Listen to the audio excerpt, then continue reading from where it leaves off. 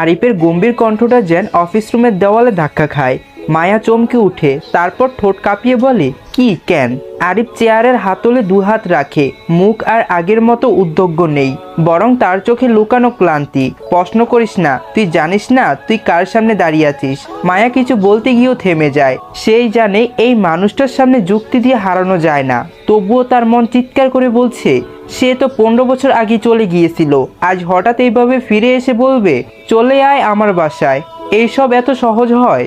আরিফ উঠে দাঁড়ায়, তার চোখে অনেক না বলা কথা, বহু বছরের অভিমান।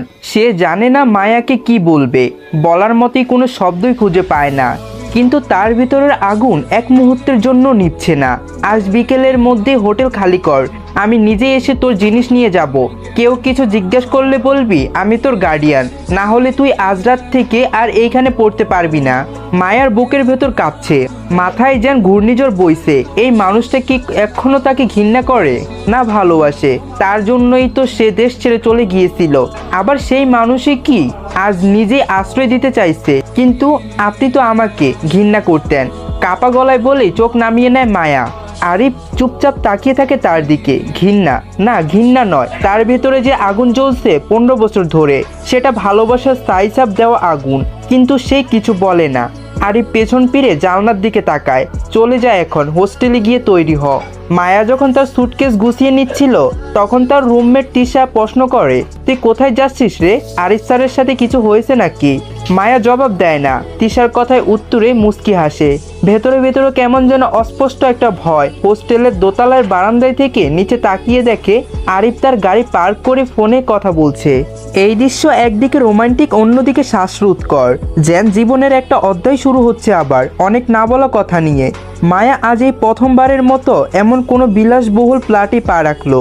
তার মনে পড়ে যায় বাংলাদেশের সেই ছোট বাড়িটা, যেখানে সে বিয়ের পর এক রাতও কাটাতে পারেনি। সেই ছোট্ট বিয়েটা, যেখানে কাগজে কলমে ছিল তারা স্বামী স্ত্রী, কিন্তু বাস্তবেই তারা ছিল দূর দূরান্তের দুই প্রান্ত। আরিফ সোফায় বসে ল্যাপটপে কিছু টাইপ করছে। মায়া চুপচাপ দাঁড়িয়ে, কিছুটা অস্বস্তিতে, কিছুটা ভয় নিয়ে। তোর রুমটা ওই দিকের কর্নারে, দরজায় এম লেখা আছে, ওইটাই তোর জন্য। আরিফ বলল চোখ না তুলেই। মায়া ভেতরে চলে যায়। রুমে ঢুকতেই তার চোখ ছানা বড়া। সবকিছুই কত সুন্দর করে সাজানো। একটা ছোট বিছানা, book shelf, study table, table lamp, এমনকি পিঙ্ক কার্পেট, যেন আগে থেকেই প্রস্তুত ছিল। তার মন বলে এত কিছু আগে থেকেই কেন? সেই কি জানতো আমি আসব? পরের দিন ক্লাস টাইম, সকাল 9টা। আজ আরিফ ক্লাসেই কিছুটা চুপচাপ। ছাত্রছাত্রীরা খেয়াল করেছে স্যারের মধ্যে অদ্ভুত পরিবর্তন। মায়া তার চিরচেনা অবস্থানে বসে, কিন্তু চোখের ভাষা এক নতুন গল্প। আরিফ ক্লাসে এসে আজ প্রথমবার ক্লাসের মাঝে তাকায় না মায়ের দিকে, বরং চোখ রাখে সিলিংয়ের কোণে। শেষের ক্লাস শেষ করে বলল, assignment topic has been updated, check the portal. তারপর কারো দিকে না তাকিয়ে বেরিয়ে গেল। সেই মুহূর্তে এক বন্ধু ফিসফিস করে মায়াকে জিজ্ঞেস করলো, তুই কি সত্যি স্যারের সাথে? মায়া হেসে উঠে, তুই যা ভাবছিস তা ঠিক না, তবে যা জানিস সেটা তোমার জন্যই যথেষ্ট না। আরিফ ফ্ল্যাটে। আরিফ কপির কাপ হাতে নিয়ে বারান্দায় বসে আছে। হালকা ঠান্ডা বাতাস বইছে। মায়া তার পাশে এসে দাঁড়ায়। আমি কি আপনাকে বিরক্ত করছি? আরিফ তার দিকে না তাকিয়ে বলে, হ্যাঁ, তুই আমার জীবনে অনেক আগে থেকে বিরক্তর কারণ হয়ে গিয়েছিলি। কথাটা শুনে মায়া আবারও চুপ। সে জানে এই মানুষটা এখনো তাকে ক্ষমা করেনি, অথচ সেই তো কিছুই করেনি। 9 বছর বয়সে তার নিজের কোনো সিদ্ধান্ত ছিল না, সবকিছুই ঘটেছে বড়দের ইচ্ছায়। সে বলে, আমি কিছুই বুঝিনি তখন, অনেক ছোট ছিলাম, আমার কিছু করার ছিল না। আরিফ এবার তাকায় তার দিকে, চোখে প্রচণ্ড ক্লান্তি। তোর কিছু করার ছিল না বুঝি? কিন্তু আমার তো ছিল। আমার জীবনের সবকিছু এলোমেলো হয়ে গিয়েছিল। তুই তো একটা খেলনা ছিলিস, আমার ভাগ্য ছিলি না। মায়ার চোখ ভিজে ওঠে। আমি যদি পারতাম সব ঠিক করে দিতাম। আপনার মতো কাউকে এইভাবে হারাতে চাইনি আমি।